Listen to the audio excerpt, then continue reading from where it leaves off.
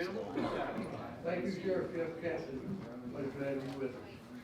I want to take this opportunity to welcome you all out. It's gratifying to see quite a crowd with the terrible weather we have out there. But, thank you for coming. It's a pleasure to have you here.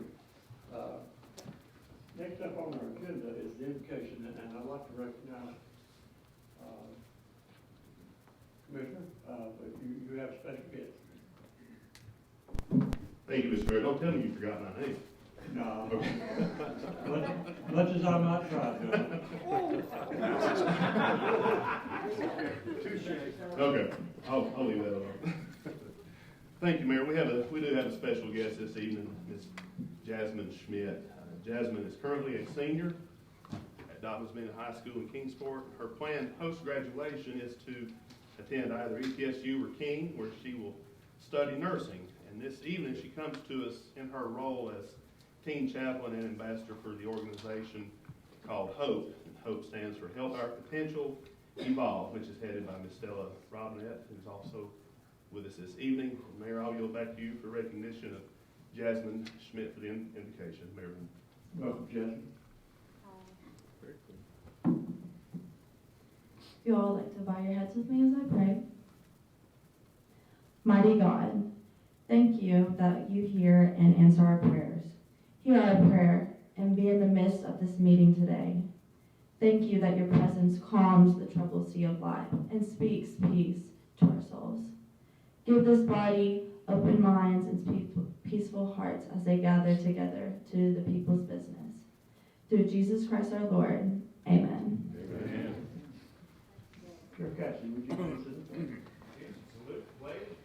I pledge allegiance to the flag of the United States of America and to the republic for which it stands, one nation, under God, indivisible, with liberty and justice for all. Thank you. You may be seated.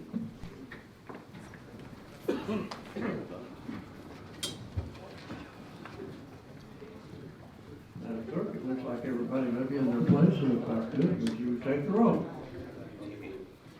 When the board opens, please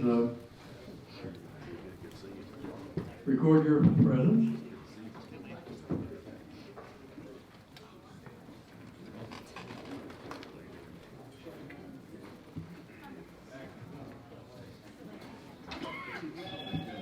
Staff need to check in.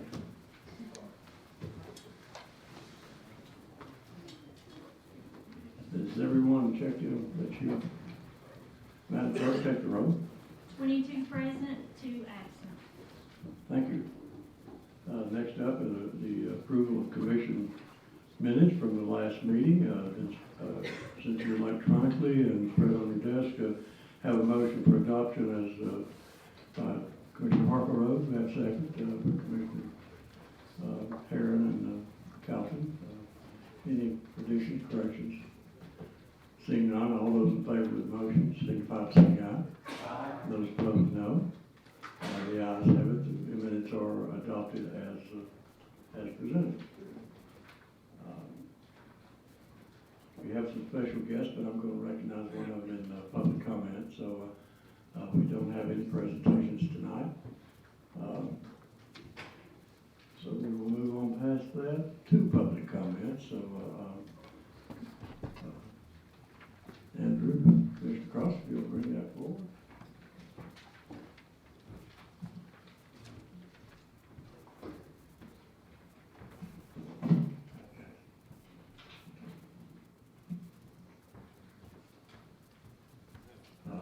First up on our sign-up sheet for public comment tonight is Ms. Stella Robinette, and she has some important message to share with us.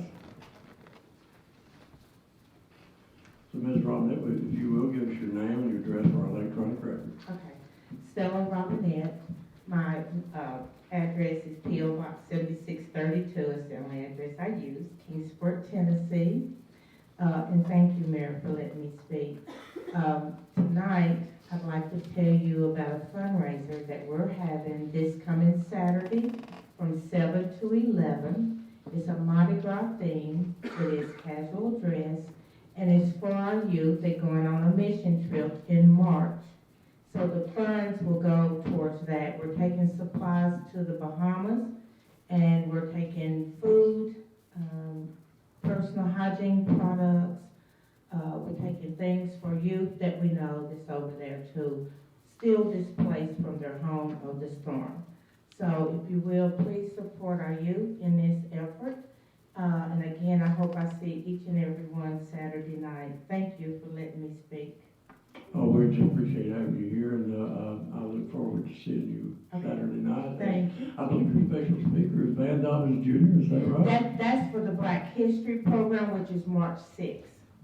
Is that March 6th? Okay. That's March 6th for the Black History Program at the same venue, Taylor Venue and Events, 115 Shelby Street.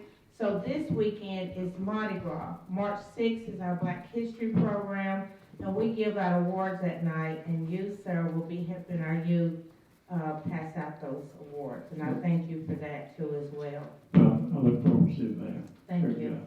Thank you. Thank you for being with us. You good? Okay.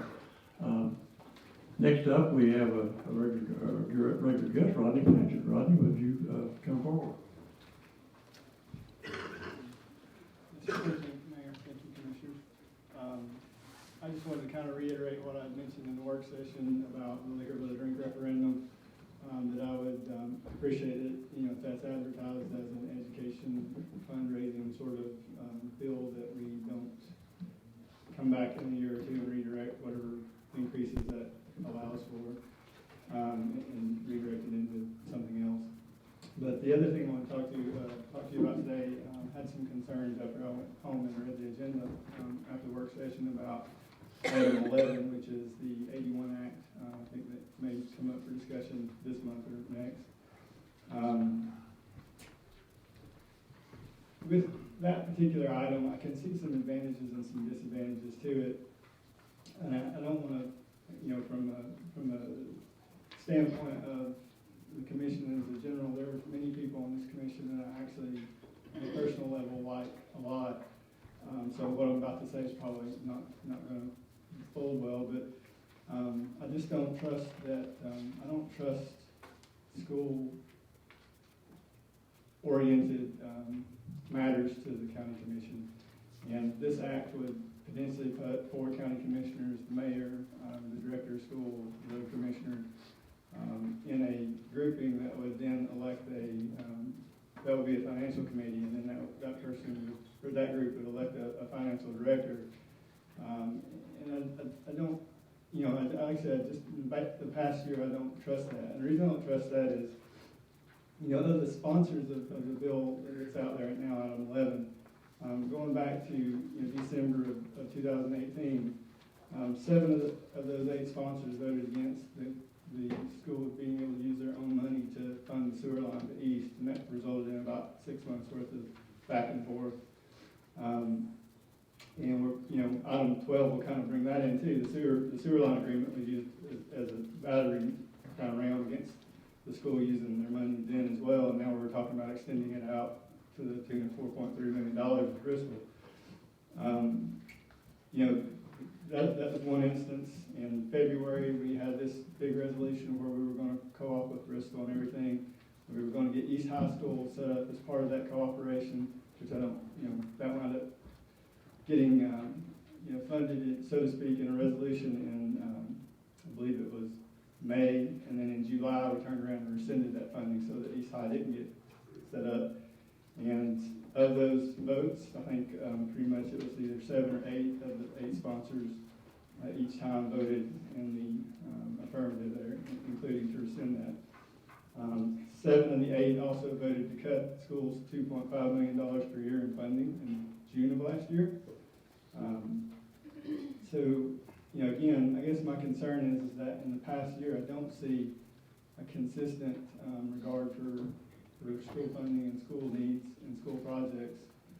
So I'm just a little bit untrustworthy, or a little bit untrusting in how those 4 county commissioners might work about,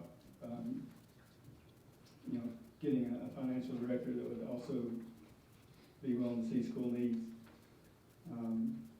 So yeah, I think that's pretty much what I want to say about that. But I appreciate you allowing me to speak.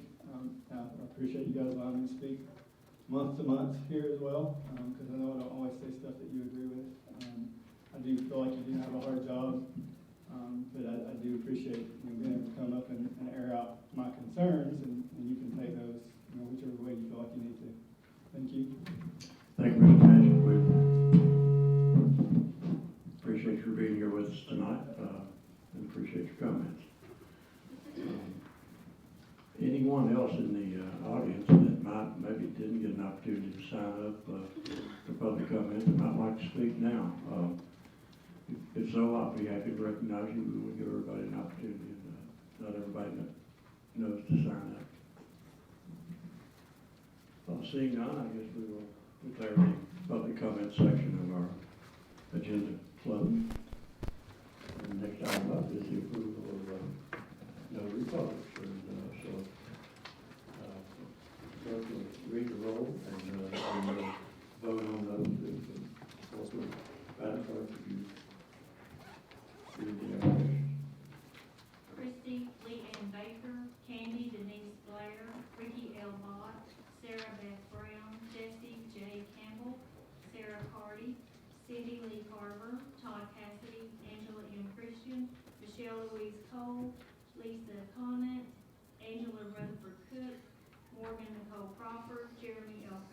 Culbertson, Ashley Lee Davis, Nicole Jody Dorsey, Felicia Freeman, Kathy D. Grills, Donna Hammock, Peggy Lynn Harless, Selena Francis Harmon, Heather L. Hayes, Beverly Hooven, Timothy Hudson, Lauren Hughes, Allison Hunley, Brenda K. Jackson, Alan Jagels, Ambria Nicole Johnson, Brandy Jones, Riley M. Kendall, Casey Jordan Marion, Ron W. Matthews, Courtney Ann Mock, R. Lee McVeigh II, Sarah E. Morris, Carrie D. Mullins, Charity D. Murphy, Wilma Gay Owens, Jason B. Phillips, Pearlie Mae Price, Shelley Raines, Michelle Lee Schenkel, Lauren McKenzie Smith, Alexander Blake Spivey, Peggy Olivia Sutherland, Landon Isaac Teaster, Charity S. Thomas, Angela Arnold Townsend, Heather R. Tranberger,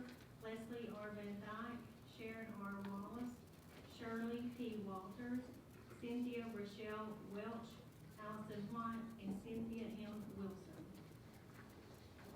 You've read the list. Any objections? Motion to approve. Have move approval, second by Commissioner Cole, second by Commissioner Harper Rowe. Any discussion on the motion to accept it as read? Seeing none, we're ready to vote on the approval of the board is open. Please cast your vote.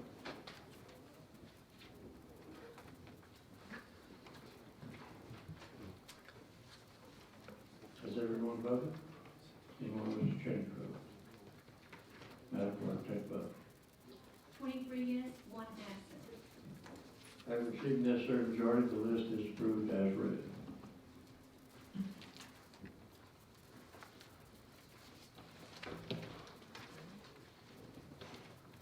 Moving along, we will skip over orders, appointments, and elections and take that up in the meeting.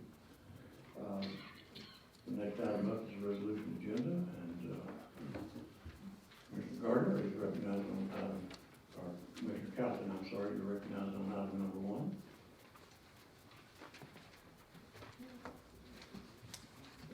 You move adoption of item number 1. Commissioner Calton moves adoption of item number 1, second by Commissioner Gardner. Any discussion? All those in favor, I believe we can put that on the board, can't we, Angie? Item number 1. When you vote, cast your vote for the record. Item number 1 is our resolution to consider amendments to Sullivan County zoning plan, and we already have Amber up there waiting. Mr. Crosswhite, okay, has everyone voted? Anyone wish to change your vote? Madam Clerk, take the vote. 23 yes, 1 absent. Have received the necessary majority. Item number 1 is approved. We will recess and recognize Ms. Amber Troy to explain the amendments. And I will tell you, we have 3 amendments, I believe, Amber. Yes, we did. And we will have those 3 amendments on the board. And we will take them individually. So, Amber, you're recognized. Okay, thank you. So a little bit different structure, rather than doing a PowerPoint, I thought it would be best, because this isn't an individual's application, this is 3 minor amendments to the zoning code. I thought it would be best to present it to you exactly how it would look in the actual code book, so the sheets that they pertain to. So the top is just a summary of the 3 sections that come to you. All 3 of them come to you unanimously from all 3 regional planning commissions, which is our goal. We don't like to present text amendments unless all of the planning commissions feel comfortable with the changes. So these changes have been discussed for a long time in our office. We have had landowners requesting some of these changes to better suit their needs. And so we'll take them individually. The first one is to create an A5 zone. As you know, we have very dense population communities, such as Colonial Heights, some places in Bloomingdale, some places in Pine Flats, and then we have very rural areas.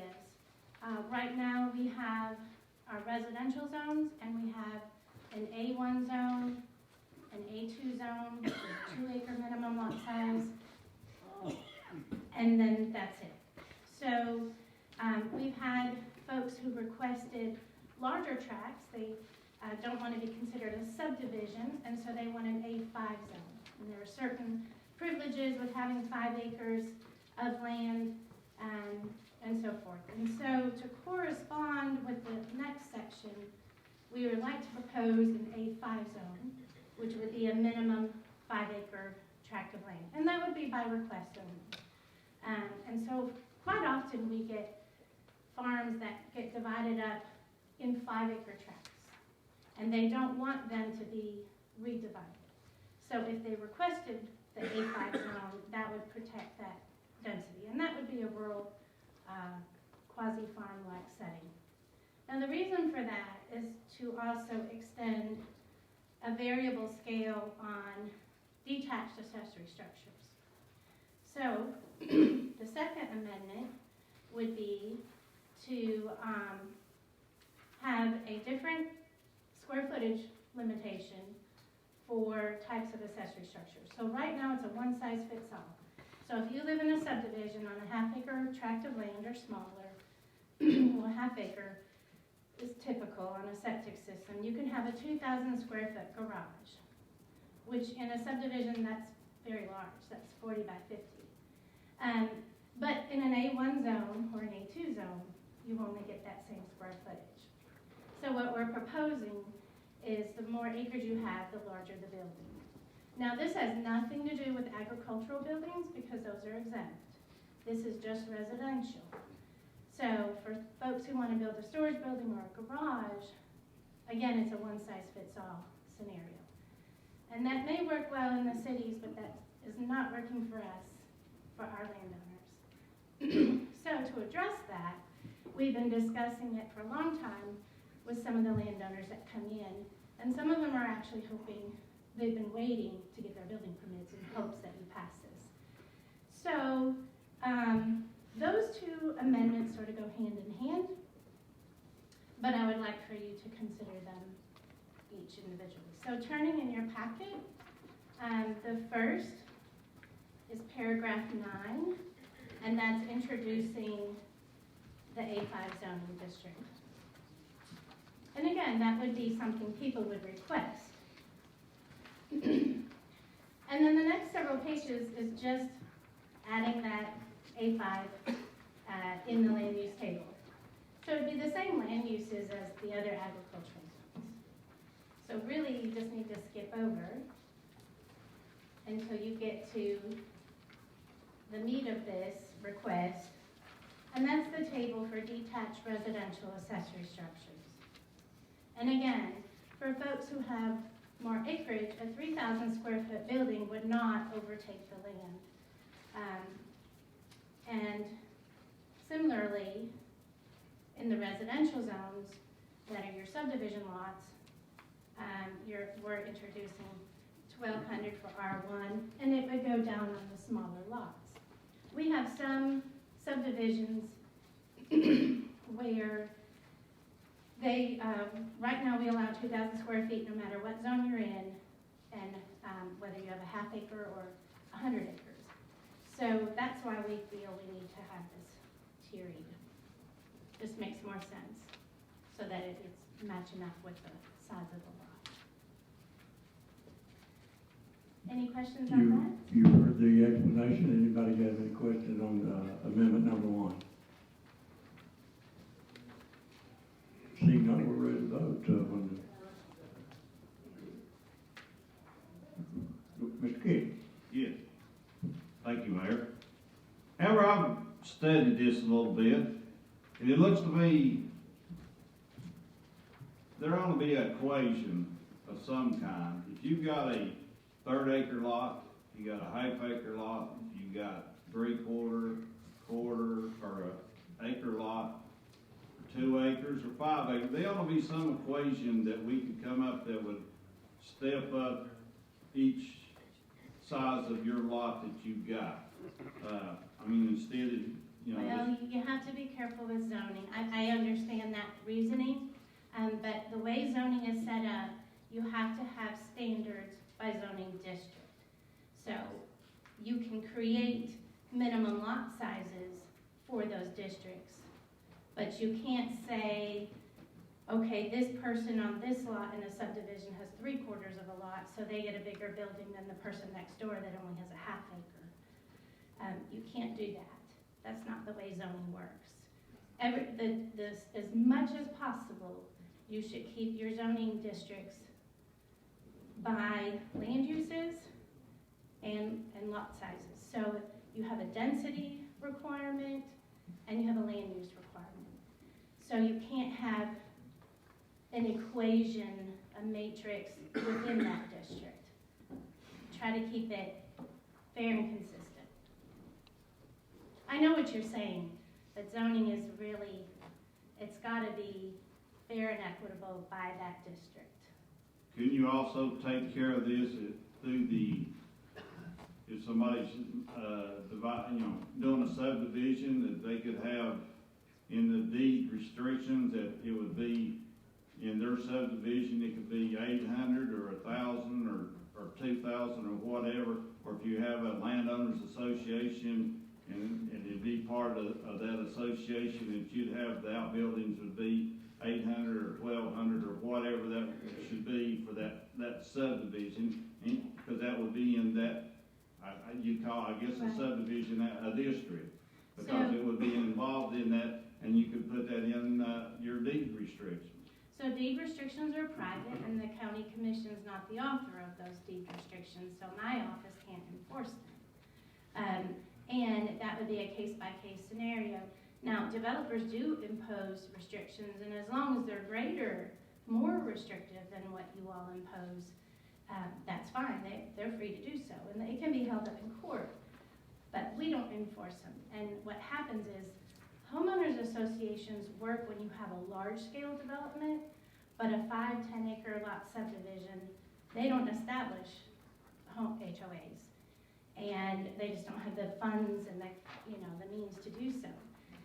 And then after 10, 15 years, it gets dissolved and it crumbles. So we've seen subdivisions start out with those deed restrictions, and 20 years later, all it takes is one person not doing what they're supposed to be doing, and nobody says anything, and it basically nullifies it. But my office cannot enforce deed restrictions. We can't keep up with the hundreds of subdivisions that they each have their own. We can only enforce what you all adopt. So I know that sounds great, and that's fine if they want to do that on their own. It's legal, obviously, to adopt deed restrictions, but I can't enforce that. Okay, that brings to another. So in any subdivision, if they've got a deed restriction, nobody can enforce that? Not the county, not my personnel. They can amongst themselves, and it's legal to do so. So who oversees that? I Their mean, HOA. if my neighbor's doing something that's against the deed restriction, who, They would have to hire an attorney, and that's a private. so it'd have to civil go through the court system? matter. Yeah.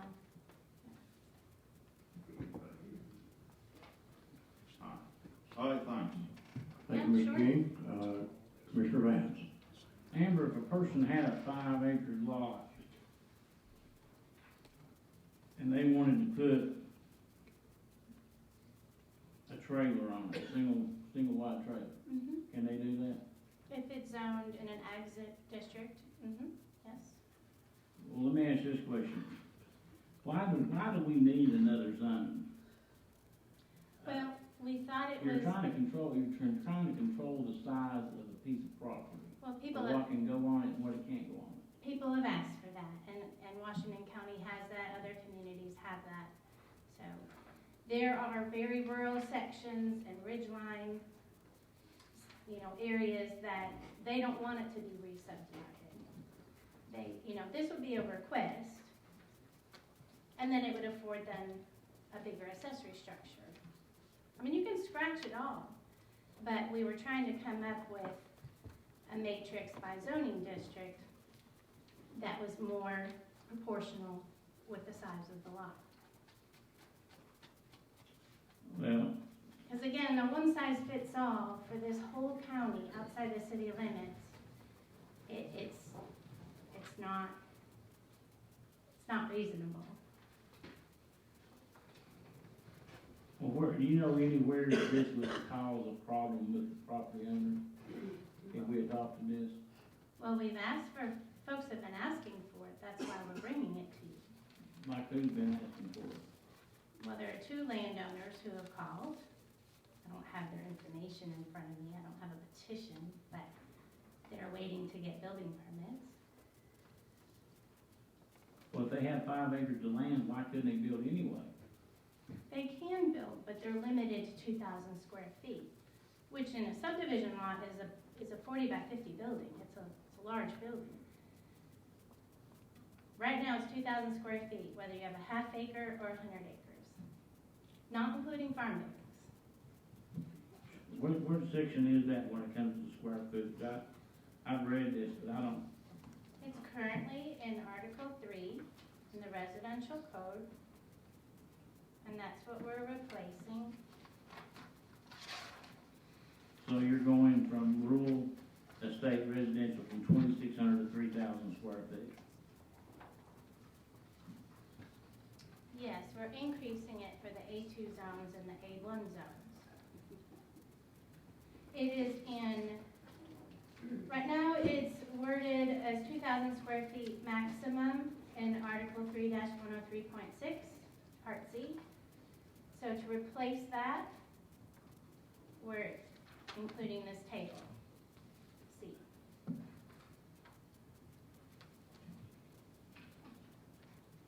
Okay.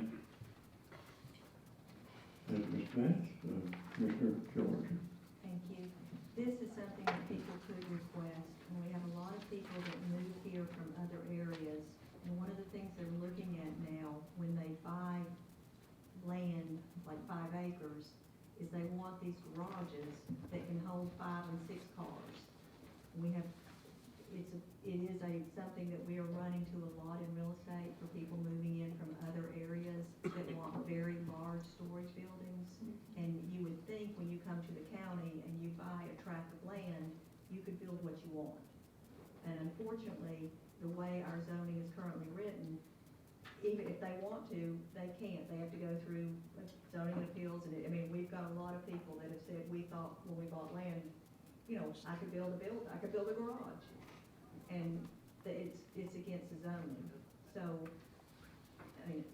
this is something that we run into a lot. It would be something, it's my understanding, that the homeowner has to request. They don't say you're in this zone. Right. I would have to say, I have 5 acres, I qualify. It's kind of like what you do with your like being in the green belt, or, the zone, if you have 15 acres, you can do that. But, say, I have 5 acres, I want this, and then I'm allowed to build this larger garage.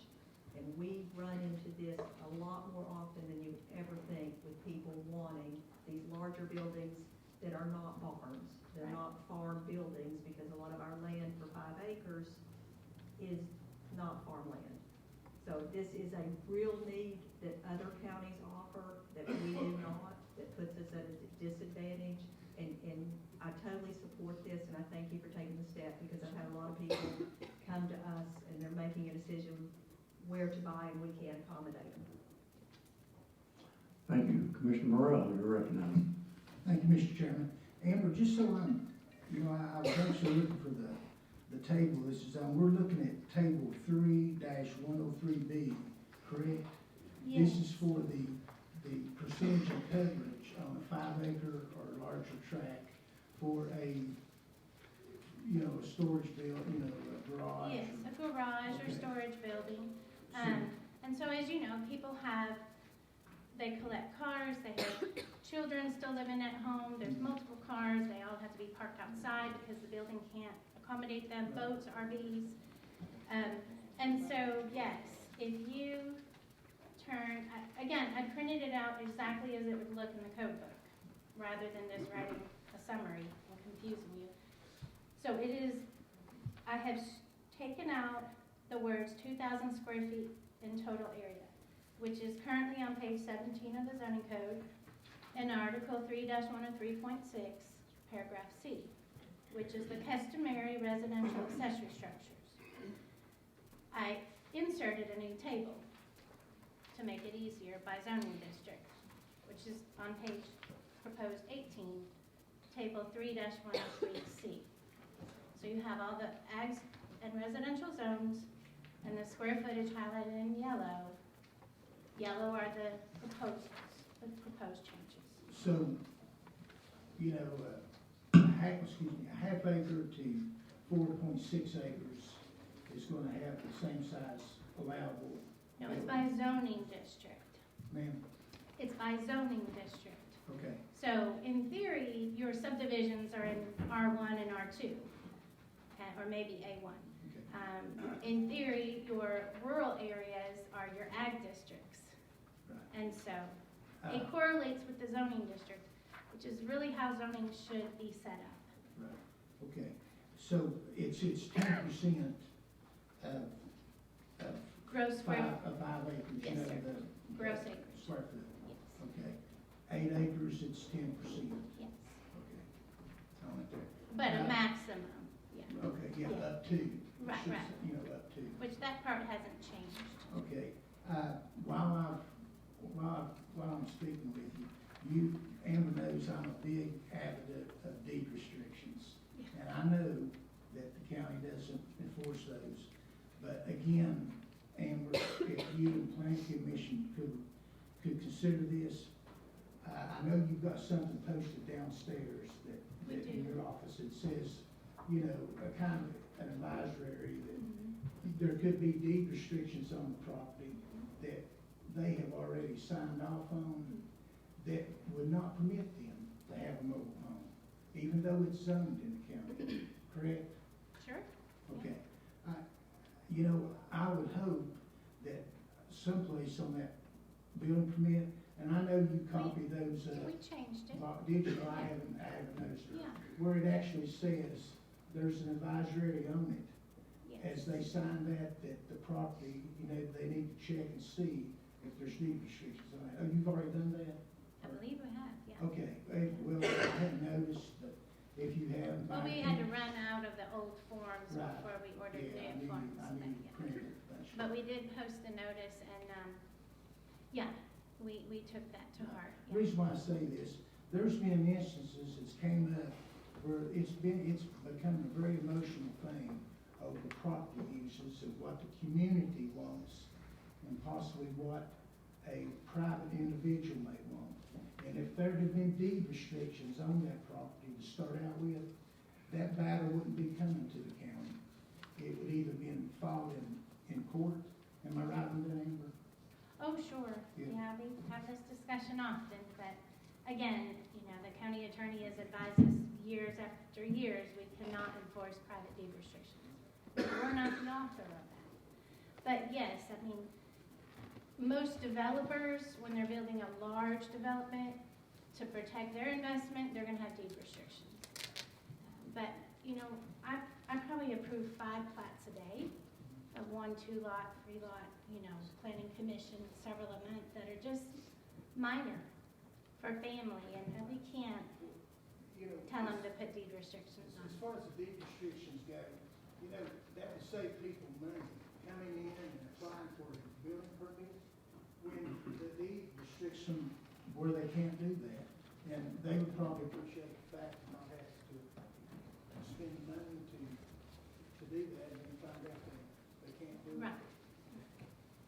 We do advise folks. Thank you. Commissioner King. If somebody requests to be in this, district, let's say that, mom and dad retire, they come into this area, they buy 5 acres. 10 years down the road, mom and dad's gone. The children have got it now. Is there any restrictions in this district that says that they cannot divide that 5 into 1 acre lots? Or does it put any more restrictions on this piece of land than what we already have? So we are not changing the map. I have not presented a map change to you all. If some family member wants to, or auctioneer, land estate wants to divide the property into 5 acre tracts and leave them as 5 acre tracts, they can request a map change to A5. They can always request to change it back. So everyone has the right to come before you all and request their property to be rezoned. So nothing is permanent. There's no fail-safe that this will forever and ever, you know, work. But we want to be more accommodating to our various land types in the county. It's just not a one-size-fits-all. Okay, so basically, the whole thing is just the size of these outbuildings that they can put is the only thing that's going to change. That's the matrix of it. Yes, we're not changing the map. No. They can request it if they want to. Okay, so, but once they're in that district, then there's no more restrictions, or they No. can't, you know, it's not something that they can't get out of. is No, what of I'm- course not. All right, thanks. Yeah. Thank you. Any further questions on amendment number 1? Seeing none, I just ready to vote. The board opens. Please cast your vote. Yes to approve amendment number 1. No to disapprove. Everyone voted. Anyone wish to change the vote? Madam Clerk, take the vote. 23 yes, 1 absent. Have received the necessary majority. Amendment number 1 to the zoning code is adopted. Amber, on amendment number 2. Yes, so amendment number 2, we pretty much discussed it, but I'll take any other questions. This is entering in the new table 103C for the sizes of detached residential accessory structures by zoning district. Heard the explanation. Any questions? Amendment number 2. Seeing none, we're ready to vote when the board opens. Comes to you in a positive manner from the planning commission, so we don't. Everyone voted.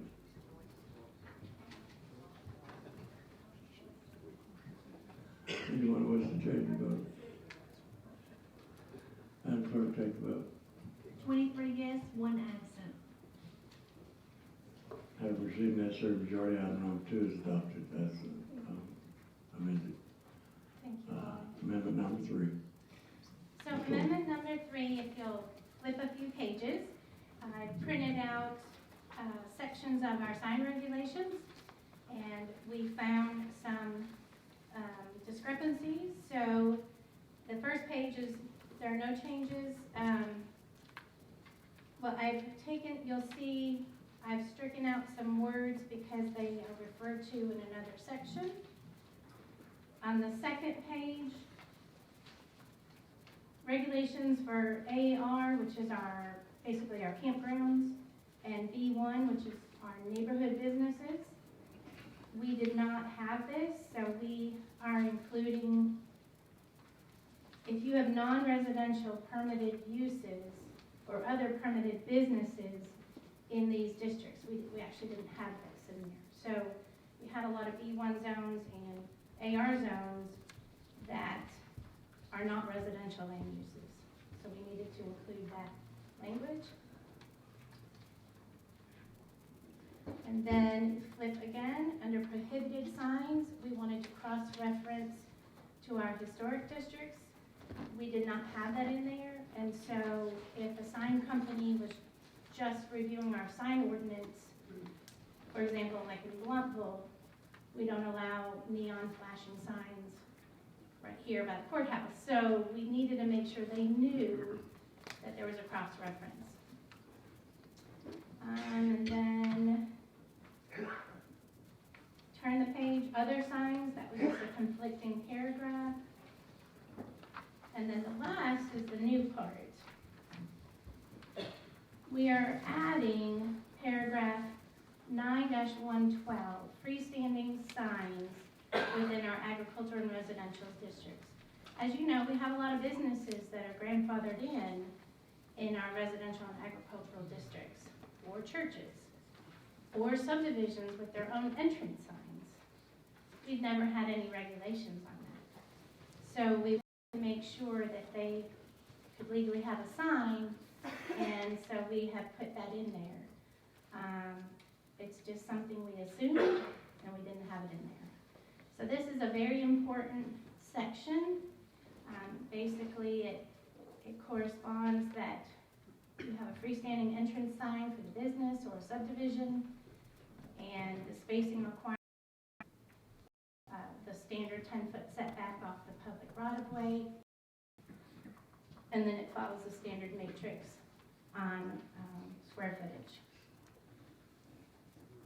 So I apologize as you read through these things and you have a new business or a business that's wanting to improve their signage, we didn't know how to address that.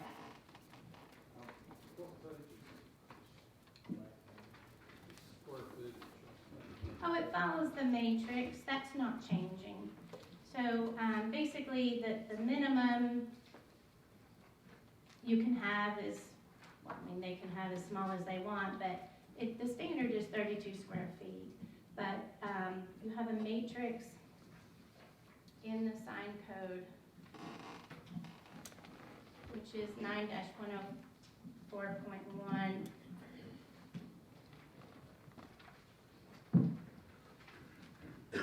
This is not changing. It depends on the size of the lot, but you have, most folks just want their sign 10 feet off the road, and so the maximum height of the sign is 30 feet. And the further you have a sign back, the taller it can be. We've never had anyone even remotely come close to a super tall sign. It's usually quite proportional with the road. And then the matrix has square footage per sign face, so you have 100 square feet. So that's not changing. That's for any business. Mr. Abrams, you're recognized. Hey, and you just kind of mentioned something that made me think of a question. So businesses that are grandfathered in, if they happen to have a sign, we're not going to go rip them down. If they need a new sign, they got to go with the new ordinance, right? If they're building something from scratch. Right. Okay. I just want to make sure. Yeah. Thank you. Any further questions for Mr. Orr? Seeing none, I believe we're ready to vote. Constituting a positive recommendation from the Planning Commission. Amendment number 3 to Article 9. Board's open, please cast your vote. Has everyone voted? Anyone wish to change your vote? Madam Clerk, take the vote. 22 yes, 1 abstain, 1 absent. Having received necessary majority, item number 3 to Article 9 is adopted. I believe does that wrap us up, Amber? That's all we have for for zoning. Thank you so much. Thank you. Next item on the agenda is our consent agenda.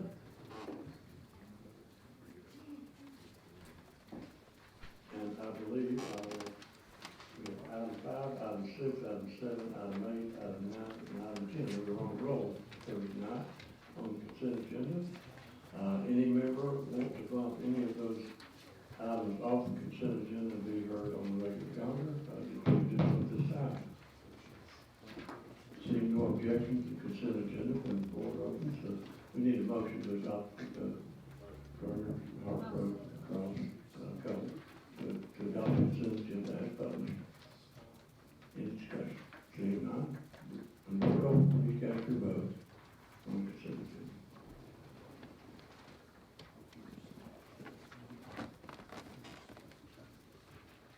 Is everyone vote? Anyone wishing to change the vote? Madam Clerk, take the vote. 23 yes, 1 absent. Having received the necessary majority, the consent agenda is adopted as published. So next up on the regular agenda.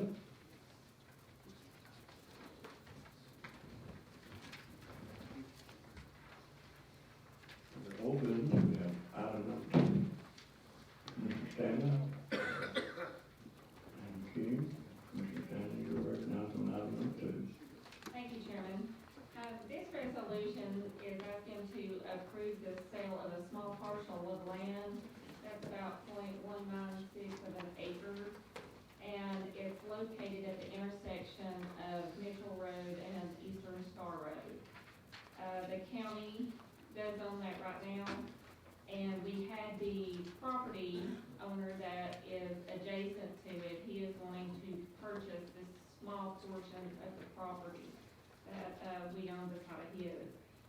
And they had the property appraised with and without it.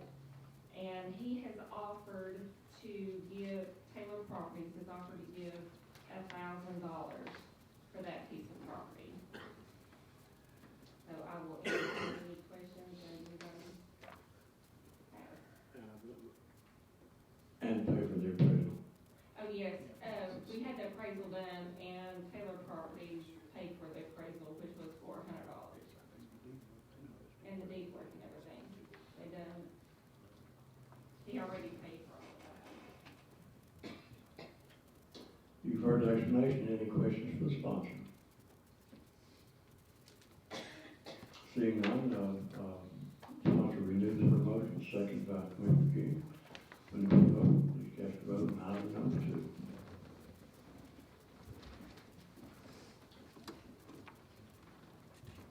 Has everyone voted?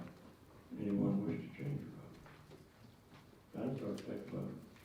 23 yes, 1 absent. Having received necessary majority, item number 2 is adopted. Further, under old business is next up, item number 3. Commissioner Kaufman, and second by Commissioner Gardner. Mr. Kaufman, you're recognized. Thank you, Mayor. This resolution is to change the property maintenance code from 2006 edition to 2018 edition. Amber is back there if you have any questions, but if not, I ask for a vote. You heard the explanation, sponsored for adoption, second by Commissioner Gardner. Any questions for the sponsor? Seeing none, we're ready to vote. When the board opens, please cast your vote here. Move to adopt item number 3. Is everyone voting? Anyone wish to change the vote? Madam Clerk, take the vote. 19 yes, 3 no, 2 absent. Having received the necessary majority, item number 3 is adopted as presented. Next up, under old business, item number 4, Commissioner Glover, and seconded by Commissioner Crosswhite. Commissioner Glover, you're recognized on item number 4. Thank you, Mayor. This resolution is to call for a referendum of qualified voters in the county, areas of Sullivan County, Tennessee, in accordance with the Tennessee Code, permitting and legalizing the sale of liquor by the drink within the county areas of Sullivan County. We feel like this is a new way to provide revenue for the county and take some burden off of the property owners. I think it's going to create some much needed business in the county, hopefully some hotels, restaurants. I think it's going to improve business at restaurants that we've already got. I've had a positive response from all the folks that we've talked to in the neighborhood and in other areas of the rural part of the county. Even some restaurants that we've talked to better their business. I think everybody's really excited about this. Appreciate you voting on this. You've heard the information. Commissioner Glover renews his motion for adoption, seconded by Commissioner Croswell. Any discussion? Requires 16 votes passage of this county attorney. Is that correct? Correct, Mr. Glover? 16 votes. No discussion. When the floor opens, please cast your vote on item number 4.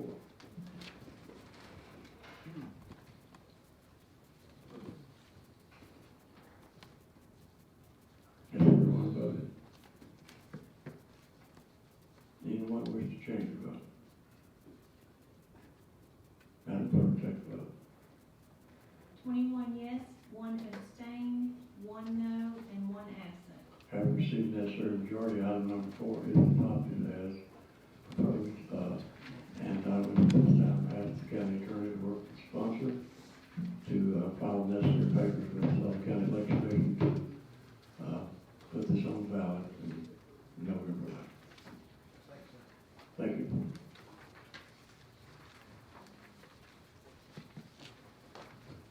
That concludes our old business. What we have for us now. I'm sorry, Dr. Lyon. If you would, Mayor, everybody that voted in the positive for that, would you put them on as co-sponsors? Without objection. Everyone who voted in the affirmative will be listed as a co-sponsor. Thank you, Commissioner Thompson. I'm sorry. Check to see where I was when I did see.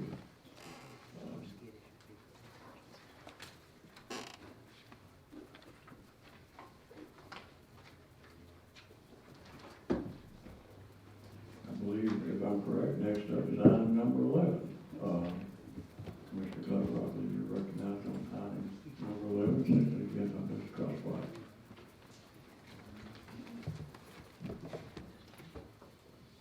On first reading.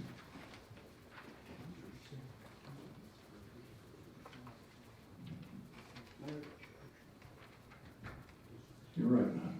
Mayor, this resolution is to adopt the county financial management system of 1981, organization option 2, with the optional purchasing department. I think next week we're going to have some folks here, and I would like to refer this back to you so you could update the commission on it, if you would, please. Thank you, Commissioner. On behalf of the Office of Commissioner Glover, we have called a special call meeting for next Thursday evening at 6 o'clock, 1 week from today, and our guest will be the Assistant to the Controller of the State of Tennessee, Jason Monpower, and staff, Brian Burton, I believe, is going to come and talk to us about what this could mean to Sullivan County if it should be adopted. It's a very complicated issue with certain ramifications that we need to review. Please mark the calendars. We sent out the notification to the newspaper public, the special call meeting, and so it will be on. We will not consider resolutions that night. We'll only have it be an information session, and this will be on second reading in our next regularly scheduled county commission meeting. Any questions? I'm sorry, Mr. Notes. You're recognized. The next call meeting, Chairman, will there be any opportunity for questions from the public if they're interested, or is it just kind of a presentation more so? David, we haven't made the agenda, but we do like to have the public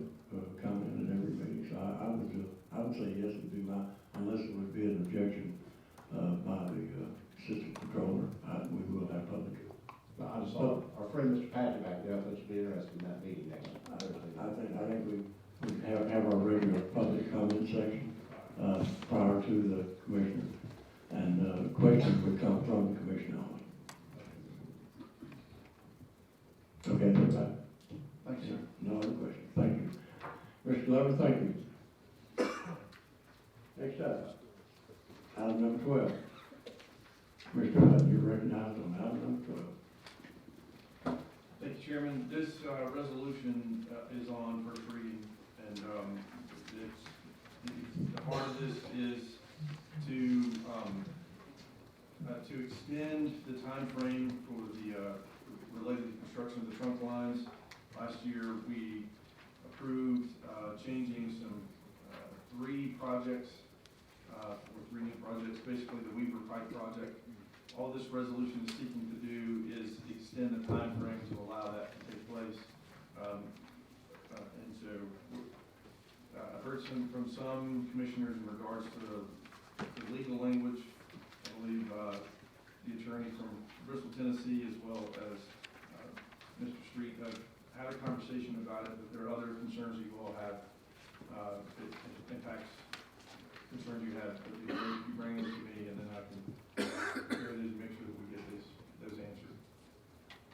So this is into the record first reading, Mark, that's the desire. Any questions for Commissioner Hutton? Seeing none, I didn't see you, right?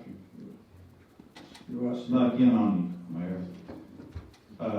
Dr. Hutton, I've asked you this before and brought it before this body about money being available before we do any of these projects. I just want to make sure that that's also in this. It isn't specifically stated as it's written now. I can probably make an amendment so that's clear.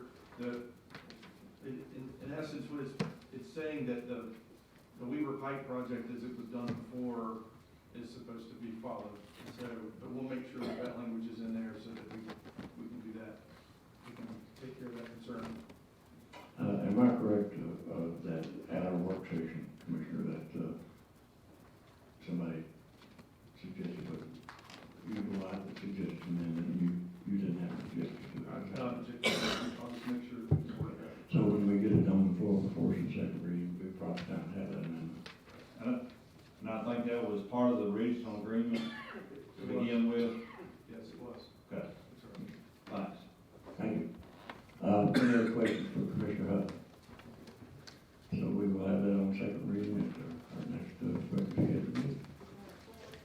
Next up, item number 13. Commissioner Vance, you're recognized on item number 13. Yes, Mr. Chairman, thank you. This resolution here is, if you remember back around October, November of last year, we approved an agreement, phone service called Securus, and Sullivan County Sheriff's Department received a grant, an amount of $900,000. In that resolution, upon accepting the grant, it was my recommendation that future purchases from that grant would come back to the county commission to approve. We've already approved one resolution for part of that $900,000. This resolution here is to basically allow them to use $187,647 in that grant money to purchase mattresses, computers, cleaning equipment for operations, computer software and so forth of that nature. I'm asking for waiver of rules. There is need for the mattresses for the sheriff's department and the inmates. You heard the motion, second by Commissioner Gardner. Have questions for the sponsor? And last, we did amend this resolution to clear up the language with the question about the dollar amount, so we did clean that up since the last meeting, sir. Have you filed, do we have an amendment filed now? And it's part of it. Okay, you corrected on the original resolution. Any questions? Require 16 votes. Seeing none, we're ready to vote on item 13. And the board vote opens, please cast your vote on item 13. Resolution 2. Is everyone voting? Anyone wishing to cast? Change their vote. Madam Clerk, take the vote. 23 yes, 1 absent. Having received necessary majority, item 13 is adopted. Next Next up, item 14, Commissioner Vance, you're recognized on item 14. Yes, Mr. Chairman. I'd like to make an amendment to this resolution to add Commissioner Harker, Commissioner Colton, Commissioner Crosswhite, Commissioner Gardner, and also Commissioner Herron as co-sponsors of this resolution.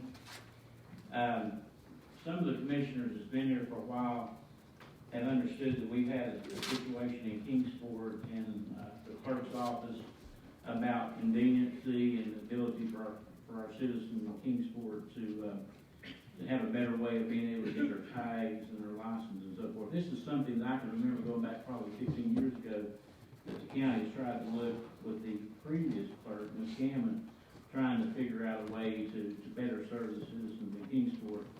About 17 months ago, the mayor had been working, and it came through Mr. Jones, that there was a possibility of a building on Clay Street, which is the Horizon Credit Union. And over the past several months, the mayor and Ms. Jacob, she actually turned around and looked at the building, have come up with it that they think this is going to be a terrific opportunity to better serve the people of Kingsport. They have looked at the design, inside of the design of the building. There's going to be some ADA requirements that have to be done. It will have a drive-through. It's going to definitely be better. The other day, we had a building committee meeting, and basically it was brought in front of Herschel Glover and myself, and we were just the two of us, and Mayor Venables in support of this. And I know Ms. Jacobs has actually called you all, but where the money's coming from is there is fees that she collects called designated funds, and those fees are basically like when you renew your license and stuff like that.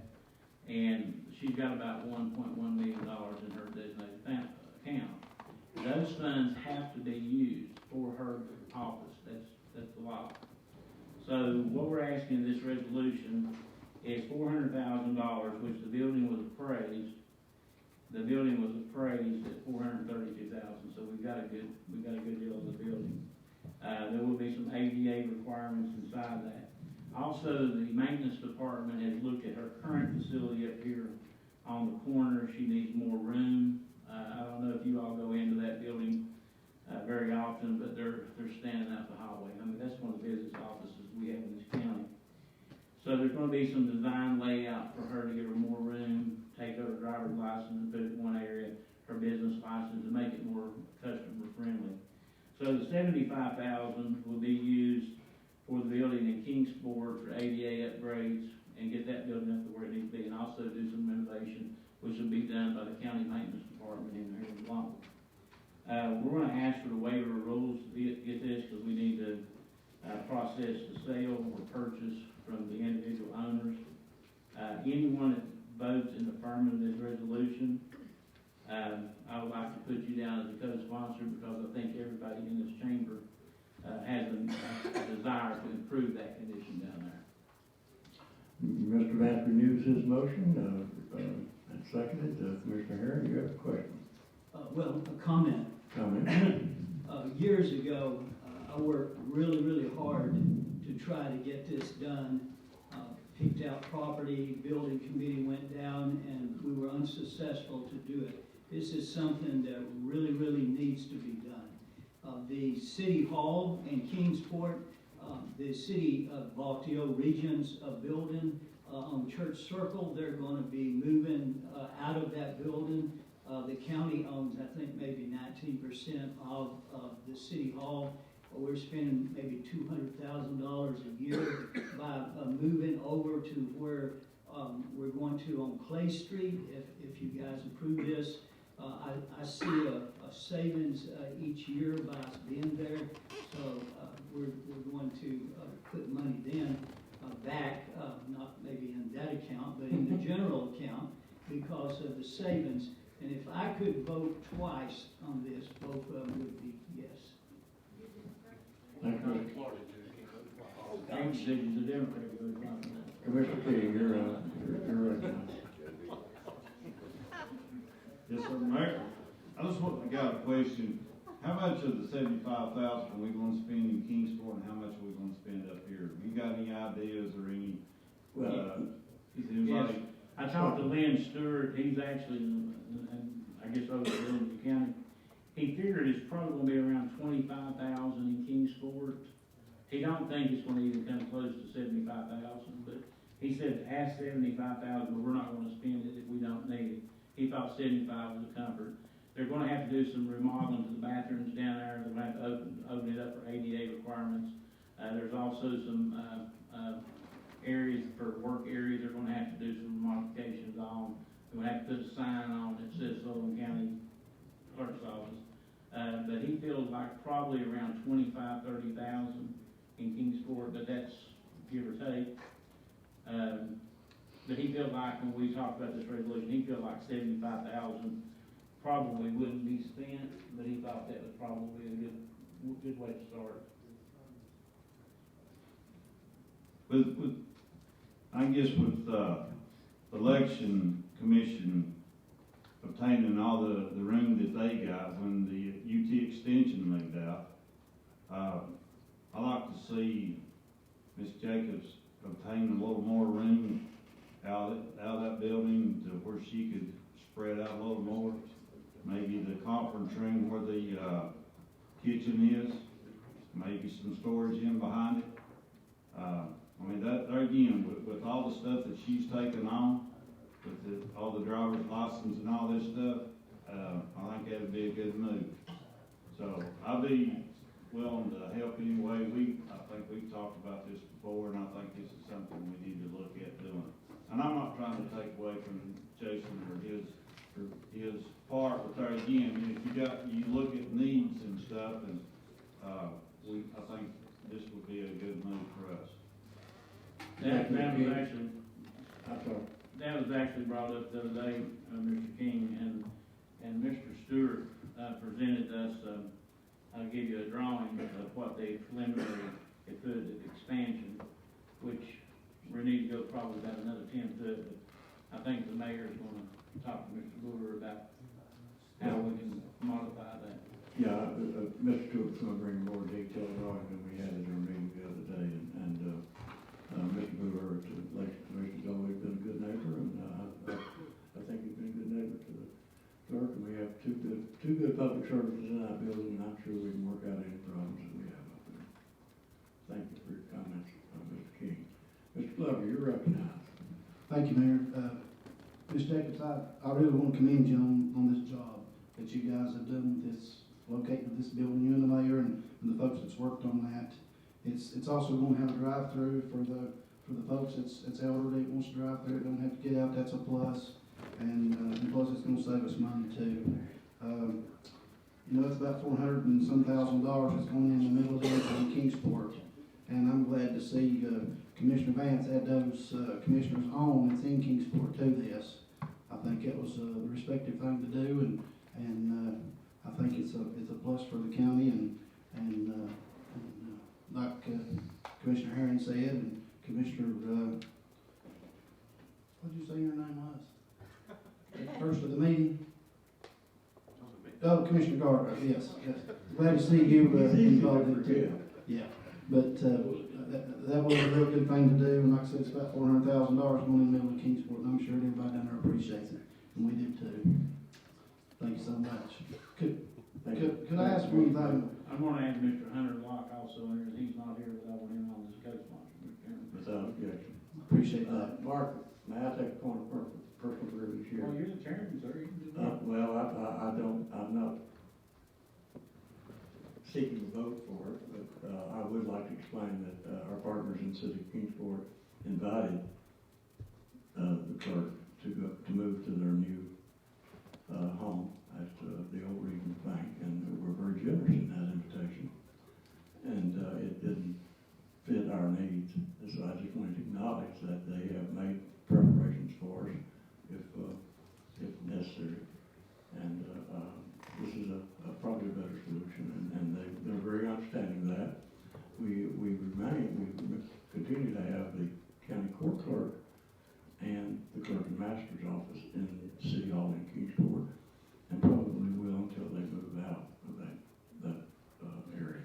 There is a proposal to expand the Justice Center in Kingsport, which the county also has a partial ownership in.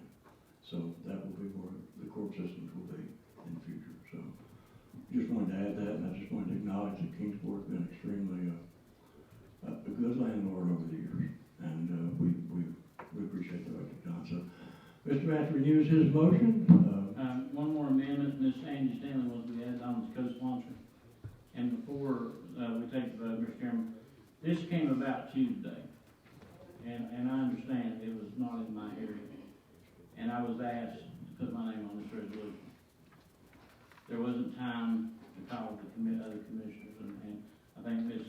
Jacobs has called a lot of you all and asked you all for that support, so I don't want to ever think that somebody's trying to take something away from our commissioners in Kingsport, way to sponsor it. It doesn't matter to me. I was going to vote for it, but I just want to let you know that.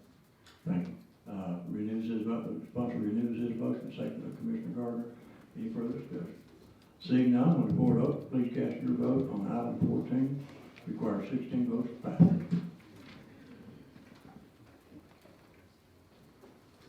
Has everyone voted? Does anyone wish to change the vote? Madam Clerk, take the vote. 23 yes, 1 absent. Have received the necessary majority, item 14 is adopted as prepared. That completes our agenda, resolution agenda for tonight. I would like, as a part of our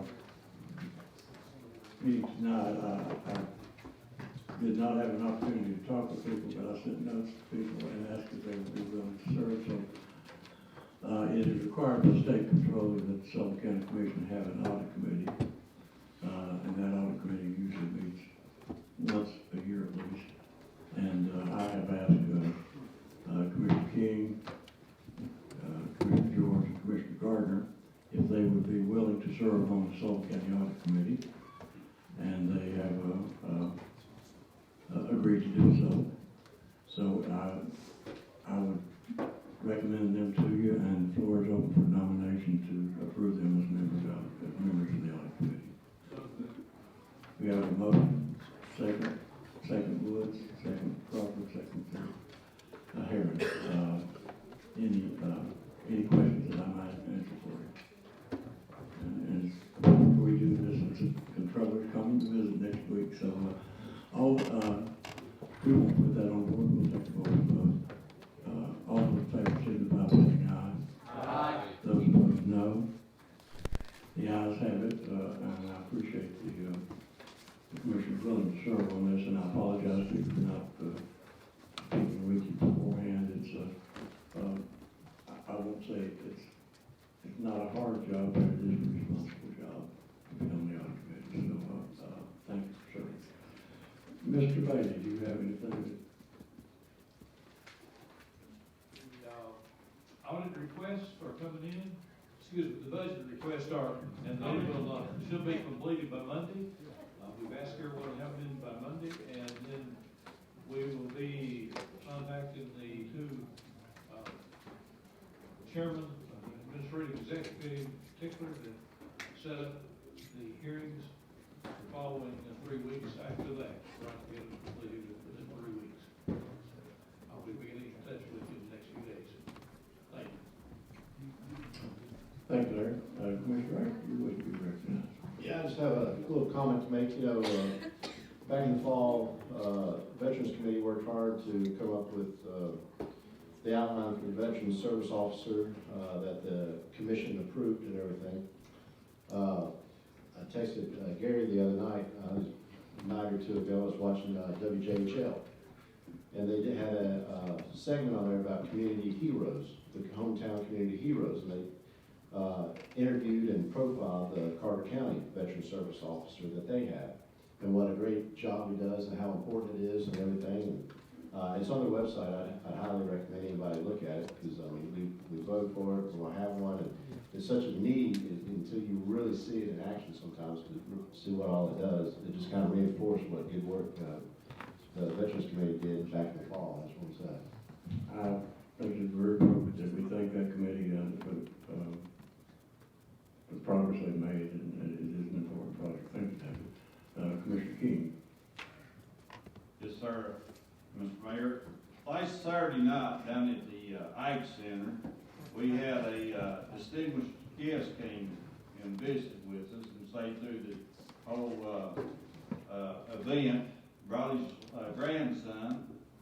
Grandson had the cowboy hat on, had the jeans and the boots, and I think he even got out and rode one of the sheep. The grandson.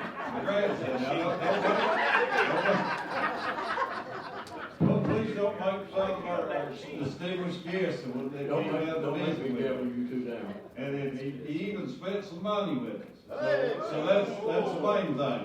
So anyway, I think the grandson had a grand time, and I think he's wanting to come back. So anyway, there again, if anybody's got any grandkids or small kids, bring them down.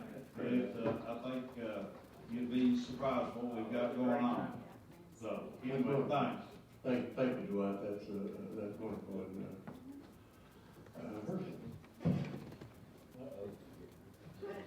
Mayor, we're having an election coming up, I think in the 1st of March. And I want to refer this question to Commissioner Herring. The person that's running in your district, if they're elected the 1st of March, will you still be here for the month of March, or will they be sworn in and take place for the month of March? It's my understanding, You're recognized to answer the question. Okay, thank you. The way I understand it, it's Tracy Edwards you're talking about. There was a guy, Tim Bradshaw. He has dropped out of the race, so now it's just Tracy. There was no Democrats down to her, and then that's the primary, but then the general election is going to be in August, and then her name would still be on the ballot there. So I was way I would see it, I was going to sit through August and then her to take over the 1st of September, because what would happen if I went ahead and stepped off, she necessarily would not be selected to go on there, because number one, they would have to run this position in the newspaper for anybody that wanted to come to stay through August, because officially she's not elected until that time. And then if they run it in the paper, and then they have the vote here, of course, the commissioners would have to nominate, and then a commissioner could nominate anybody they wanted to, and then she could end up not filling in. So I was just, with the permission of this body, I would stay through August. If the commission wants me to step aside before then, I have no problem with that, because I'm technically retired, enjoying life, and God's been blessed me, and so I'm here at the pleasure of this commission, work with every one of you. And while I got the mic, let me say this, that when I came on board, I know there was some people that did not know whether I'd work with you or not. And I like every single person here. And I have no personal agenda except serving the people of Sullivan County. And I'm easy to talk to, and I want to work with each and every one of you and do what's best for the county. But that's where my heart is. That's what I wanted to recognize. I was afraid that you wasn't going to be here in March, and I wanted to tell you it's been a pleasure serving with you so far. I've learned a lot from you. You've been open-minded. You've helped me understand quite a few things in here so far, and I wanted to tell you I appreciate that. And I didn't know that if you was going to be here till then or not. But just put that on the back burner, and I'll talk to you again in August. Okay. and it's a pleasure working with you and each and every person. Thank you both. I appreciate the comments. Commissioner Jones, you recognize. I'd just like to congratulate the Sullivan County School System. We went to some of us were there for the ribbon cutting last Tuesday. Our mayor spoke, Amber spoke about the trail, the Over Mountain Trail. We had representatives from that, I guess, trust group, Over Mountain Trust Group, that did presentations to scouts that were involved in research and doing things. The Dr. Cox and the principal school is just an absolute dream. We're able to get a tour through the school and see a lot of things that, man, I wish I'd have had when I was in school. It's just a great facility, and I congratulate them. There's still some work to do outside on the ball fields. We're still working on that. But that community should be very proud of the facility they have. And it seems like, talking to the school personnel, those three schools came together and there were no conflicts. Everybody just seems to be working very well together. And we were there for the lunch period time and just watched them, how that worked. And I just can't say enough about it. Thank you. Thanks, Sam. Commissioner Brown, you're recognized. Thank you, Mayor. I know a lot of you folks in here do this, but it's that time of year again, and we need mentors for the Tennessee Promise Program. I'm doing it again this year. I know several of you all are as well. And, I know a lot of us spend time behind the scenes people don't know anything about. But this is one of those things that if y'all can, we can use all the help we get because we're a few mentors short this year. Thank you. Very good project, Todd. Thank you for Mr. King. I don't want to give Joe the big head or anything, but, You're getting ready to. well, I'm getting ready to. But anyway, when I first come on, and Joe, of course, we was in the old, configuration of the courtroom, we sat back here and had our backs to the crowd. And, sometimes I didn't know if we was gonna get out of there or not, because we had some heated, discussions on coming from the crowd behind us, and when you're sitting with your back to the crowd, and they're back there raising Cain, you don't know what's going to come forward. So anyway, we spent several years back there together and discussed a lot of stuff, and we didn't agree on everything, but for the biggest part, we agreed on a whole lot, and I got to know Joe a whole lot better, and I hope he did me also. But there again, thanks for your service to Sullivan County and what all you did and have done in the past, and we hate to see you go, but there again, enjoy your retirement and have fun. So that's the main thing. Thanks. Thank you, Dwight. One other thing, while I've got the mic, I've got, what Sam said about the school. The teachers in that school were thrown into a situation and they stepped forward, and I really commend the teachers for what they've done in that school to get it ready to open. Because they've done a lot of work on their own, some things that, outside of their scope of what they're supposed to be doing, but they stepped forward and they got things done, they got the school open, and there again, I just want to say thanks to what the teachers at the new middle school have done and got it ready, and to provide a teaching environment for those kids when they got there. So it wasn't perfect, but there again, the teachers and the staff stepped up and got it ready, and it's rolling now. So I want to say thanks to the teachers and staff. Thank you, Dwight. County Clerk Teresa Jacobs, you're recognized. Thank you, Mayor. I just wanted to take a minute to thank each and every one of you for the support on this building. For the biggest part of the last couple of days, I've spent calling each and every one of you to ask for your support. And I really enjoyed our one-on-one conversations. Some of you I couldn't get through to, and I had to leave a message. But, yeah, that's okay. I'm a quiet person, but once you get me talking, I can talk in it. But I really have enjoyed our conversations, and to hear the enthusiasm and the excitement in your voices, and to know that all this support is behind you, it's very heartwarming, it's very overwhelming, and I'm so excited. I just thank you all. Thank you, Teresa. I think you're very well deserved.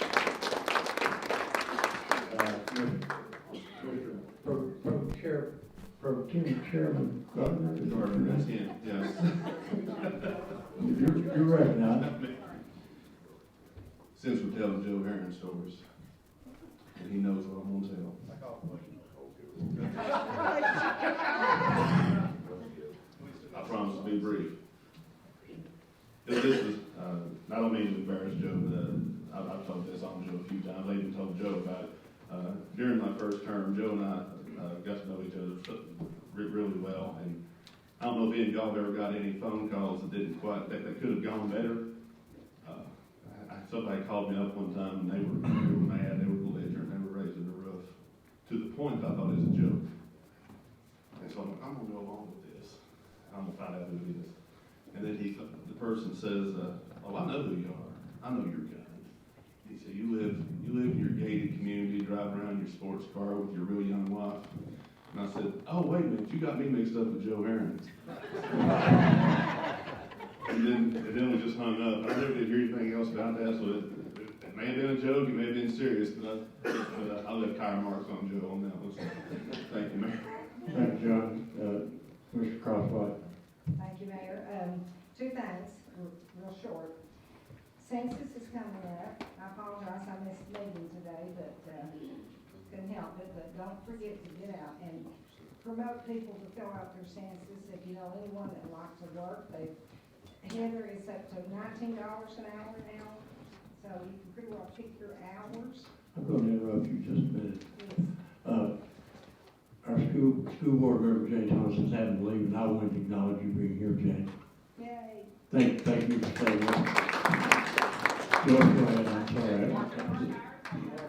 Well, I was going to introduce Mark too, but Mark, good to have you here too. Well, I'm going to introduce the whole audience after Joyce gets through.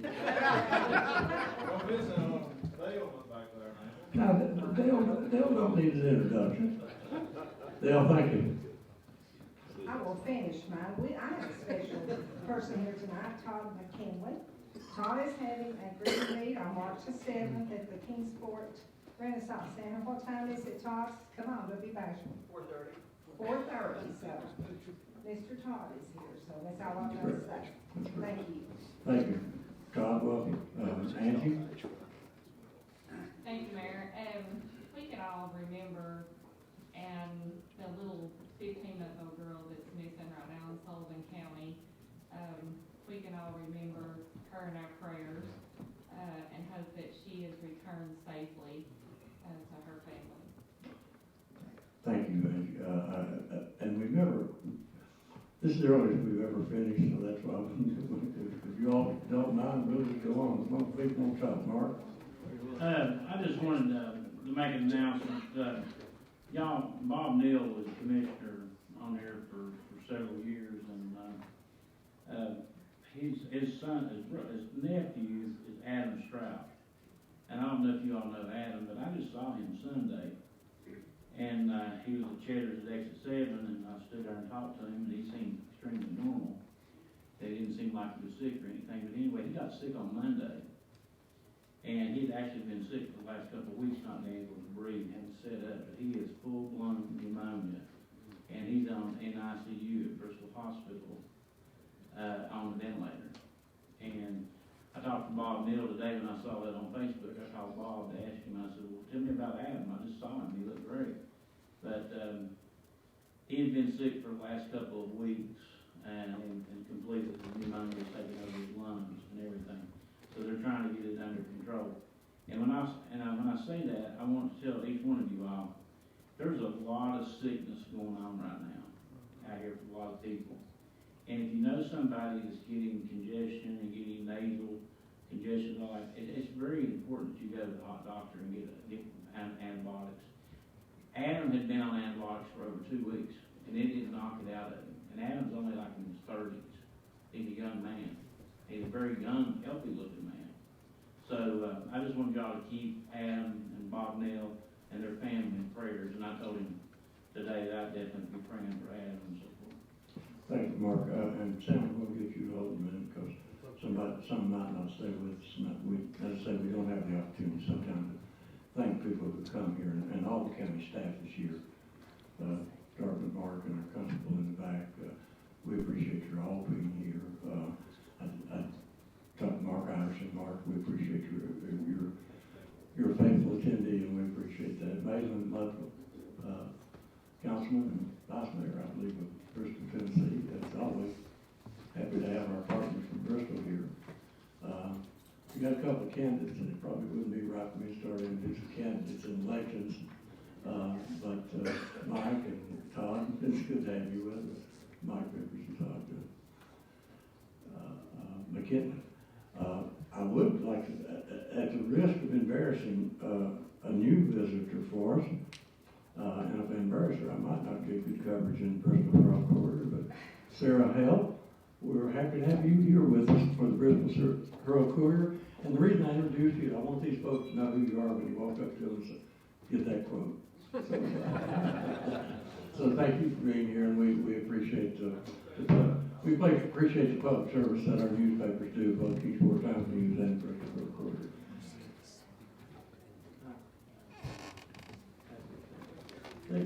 Sarah, they've asked me to ask you to stand up.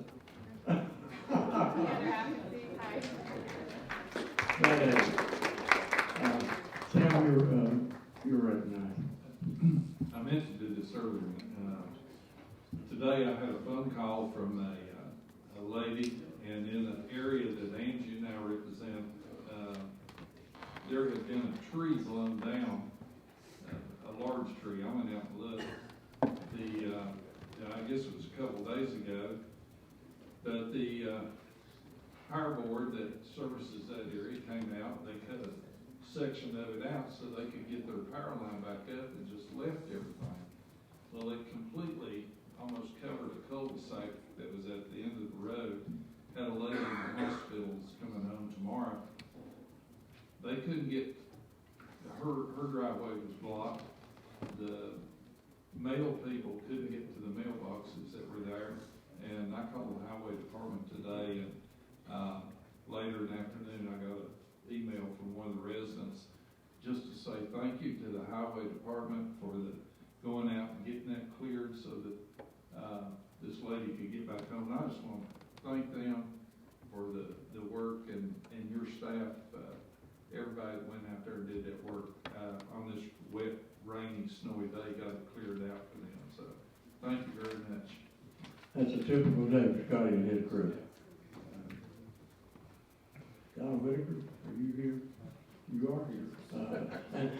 And I said I was going to introduce Kansas, but you're county staff, property assessor. Thank you.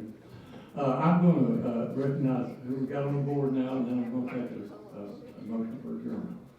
Person, you're recognized. Thank you, Mayor. A month or so ago, Alicia, Commissioner Starnes, brought a resolution forward about the baseball programs in this area, which was an outstanding resolution, and everybody helped her on that. I want to thank you guys. And then I don't want to put Malin on the spot, but if you would, could you ask him if he's got any updates or where we stand with the baseball situation for our athletes? I'll be happy to, and I'll bet Matt will be happy to talk about the Bristol Pirates.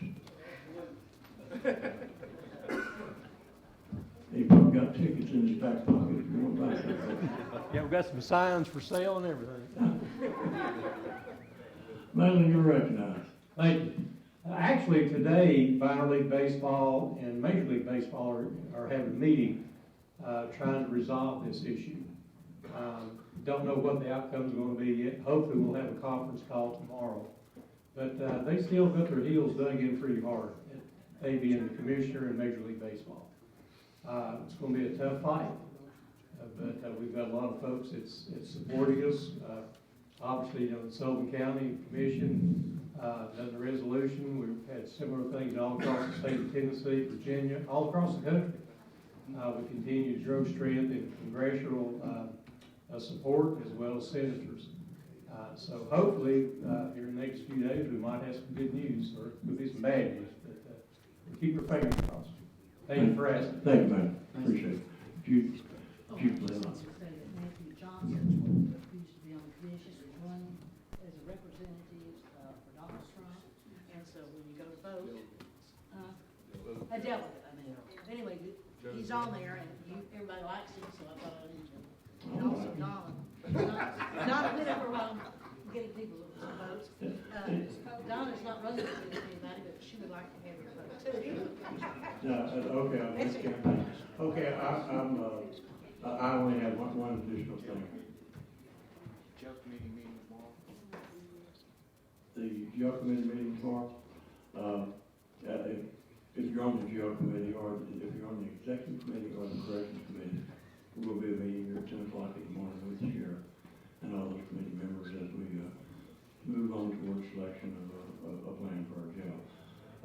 One last thing before I recognize somebody for motion to adjourn. I spread on your desk tonight an explanation of how do we put sponsors on pieces of legislation. And that's how we've done it. About a year ago, I said, we had a little problem, and I said, okay, the first person that called us when they, I guess it's find out about a resolution that's out there. Other than the person that brings it to us, we'll put you on as a sponsor. But normally, the person that brings it to us, we put on as a sponsor. We have what we might call administration resolutions, and I explained this in your notes. So if you read that, this is your commission. We won't do this how you all want to, so if you want to get together and find some other way to select sponsors, especially of things that originate in my office or might originate in Mr. Bates' office. Now, I expect each one of you will bring your own resolutions that represent your community or something that's countywide. You bring those, there's no question of the sponsor is, and you get your own sponsor, but some of these administration resolutions, as I say, we tried to explain that in the letter. If there's a consensus or a majority, if you all want to change that, we'll put together a workshop and we'll do that. And so everybody will be satisfied. Everybody, we just want everybody to have an equal say. So, I would recognize the motion to adjourn. Oh, I got one right here on the right. Going once, going twice, we're adjourned.